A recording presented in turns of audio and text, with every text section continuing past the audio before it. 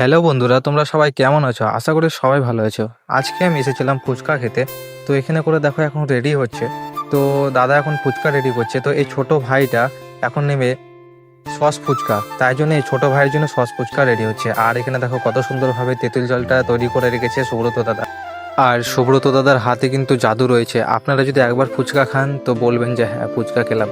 তো আমাদের আজিমগঞ্জ শহরে বেস্ট ফুচকা হচ্ছে আমাদের বাসুলিতলা মোড়ে সুব্রত দার ফুচকা। তো দেখো কত রকম মশলা দিচ্ছে, আর সব নিজের হাতে তৈরি করা, বাড়ি থেকে তৈরি করে ছোট ভাই ও বোনদের এই ফুচকা রেডি হয়ে গেছে, দেখতে পাচ্ছ সস ফুচকা, সেটি তাদের হাতে তুলে দিল এবং তারা এখন দিব্যি সুন্দর বসে খাবে।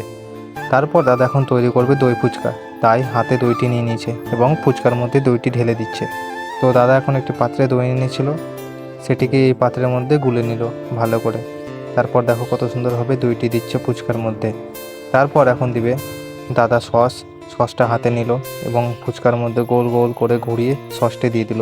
তারপর এখন দাদার বাড়ি থেকে তৈরি করা আনা মশলা সেটি দিয়ে দিচ্ছে এবং এখন দিবে ছোলার পর দিবে সেও। দেখো কত সুন্দরভাবে সেওটাকেও দিয়ে দিল।